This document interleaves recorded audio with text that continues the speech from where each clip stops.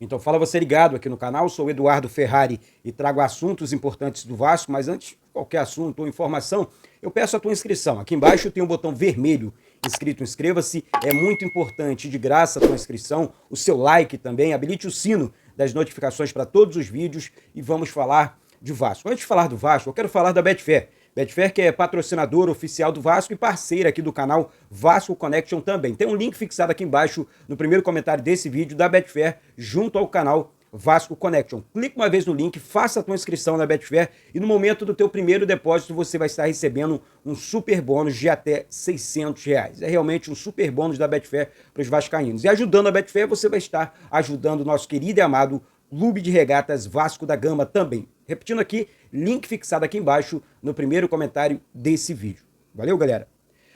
Aqui temos muitos assuntos importantes, reunião do Vasco na CBF e muito mais. E eu começo com esse assunto. Gente, a importância da reunião na CBF é muito grande. Por que eu estou dizendo isso? O Vasco vai entrar na reta final já está, na verdade, né? Na reta final do Campeonato Brasileiro. Outra situação, o Vasco está decidindo a Copa do Brasil. Então, esse papo do Pedrinho, do Marcelo Santana, com o Edinaldo Rodrigues, com o Seneme, principalmente com o Rodrigo Caetano, que está aí na capa, vai ser muito importante para o Vasco. Rodrigo Caetano, que tem história no Vasco, como diretor de futebol, como diretor executivo, um cara que montou o time campeão da Copa do Brasil. Por que esse papo é importante? A arbitragem do futebol brasileiro ela não tem boa vontade com o Vasco. Essa é a grande realidade. Não tem. É zero vontade com o Vasco. Tá? Na dúvida, marca para o adversário. Sabemos disso aqui. Então, assim, passar coisas importantes dentro da CBF, até com material, leva vídeos, e erros grotescos da arbitragem contra o Vasco. Leva os vídeos. Não é difícil, não. Sofremos bastante nesse Campeonato Brasileiro, na Copa do Brasil também. A Federação do Estado do Rio de Janeiro, a FERJ, emitiu uma nota perguntando sobre os critérios da arbitragem no futebol brasileiro. Por conta do erro do Rafael Klein no jogo Vasco e Palmeiras em Brasília. Então, assim, ainda bem que a Federação do Estado, do Rio, defende o Vasco. Ah, mas aí a arbitragem no futebol carioca... Gente, vamos separar as coisas. Vamos separar. Eu achei uma excelente atitude do Rubens Lopes, o Rubinho, presidente da FERJ aqui no Rio de Janeiro, emitindo uma nota, porque é a federação, não é o CPF Rubens Lopes. Não, é a Federação do Estado do Rio. E tem que bater nessa tecla. Pô, peraí, o clube aqui do meu estado está sendo prejudicado dentro do campo. E aí, aqui no Rio também, nós temos um especialista de arbitragem na federação, falando sobre o erro. Essa é que é a grande realidade. Então, essa reunião na CBF, eu realmente estou ansioso para enxergar, tá? Melhoras. Não estou falando que o Vasco tem que ser favorecido em nada, não. Eu não quero o Vasco prejudicado pela arbitragem. Só isso, mais nada. Agora, mudando de assunto, vamos entrar no Campeonato Brasileiro, né? O Vasco que vem aí de um empate e uma derrota agora para o Palmeiras. Um empate com o Flamengo e derrota para o Palmeiras 1-0, derrota polêmica. A 30ª rodada do Campeonato Brasileiro, o Vasco joga com o São Paulo. E esse jogo saiu do Morumbi para Brasília. Assim, o São Paulo no Morumbi é muito forte. Sabemos disso aqui. Então, assim, isso é bom para o Vasco. Porque a torcida do Vasco em Brasília é muito grande e é muito forte também.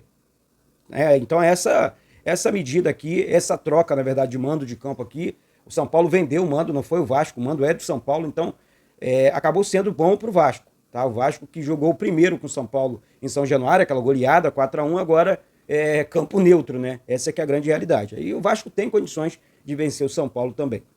Vamos lá.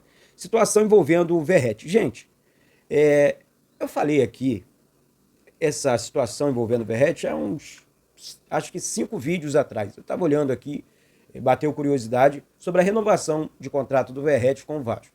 eu busquei a informação, trouxe a informação, foi exclusiva aqui do canal Vasco Connection naquele momento, né? Então, assim, o Verratti é jogador do Vasco, o Verratti vai continuar no Vasco, o Verratti vai renovar contrato com o Vasco. E a proposta do Vasco, de contrato dele, é até final de 2028. Essa é a informação que eu recebi. O Vasco vai fazer uma proposta, já fez, na verdade, uma proposta para o Verratti até o final de 2028. Essa que é a grande realidade.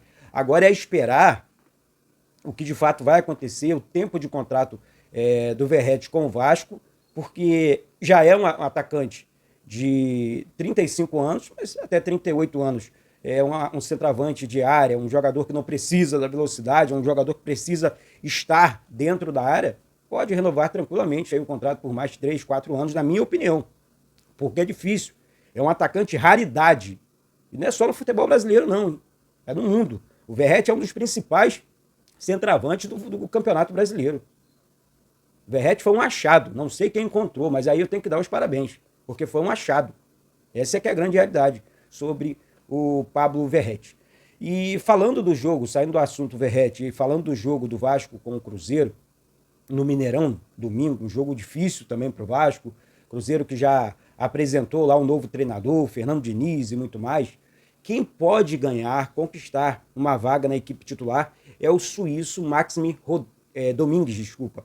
É um cara que está jogando, treinando bem, entrou bem no jogo com o Palmeiras, atua ali pelo lado direito do campo do Vasco, assim, atuando de ataque, né? Então é um cara que pode ser importante na equipe titular. Essa é que é a grande verdade. Agora é esperar com muita ansiedade o trabalho e as escolhas do técnico Rafael Paiva, isso porque o que o Ryan fez no jogo domingo não tem condições, deixou claro, não tem condições de jogar na equipe titular. Esse, no meu entendimento, tá, gente? Que eu acredito. Então, assim, entraria com o Máximo Domingues, até para o Ryan não se expor tanto, segura mais o jogador, coloca o suíço levinho, habilidoso. O Max Domingues, ele pode ser, né, a novidade nesse time titular do Vasco. É um jogador que tem movimentação muito boa ali no campo de ataque, principalmente ali pelo lado direito, repetindo aqui, é um cara que preenche aquela lacuna ali do lado direito do campo de ataque do Vasco. O jogador consegue chegar na frente, consegue criar excelentes jogadas ali no campo de ataque, então ele pode ser sim a novidade. Outra novidade é o Coutinho. O Coutinho fez contra o Palmeiras, contra o Flamengo, não é brincadeira não. O Coutinho é craque demais. E eu acho que ritmo de jogo para ele agora é o mais importante, porque fisicamente ele está bem. Porque, vamos lá, reta final de Campeonato Brasileiro, fase decisiva na Copa do Brasil.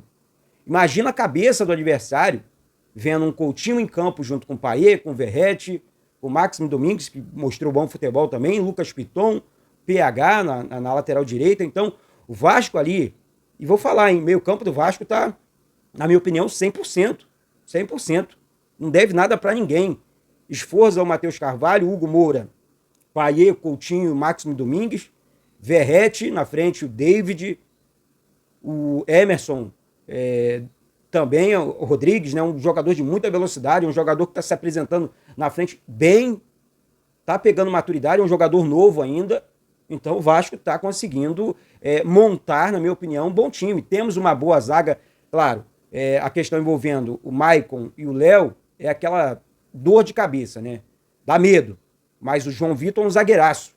É um zagueiraço. Então, eu acredito, tá, que vamos sim disputar a Libertadores o ano que vem com esse time.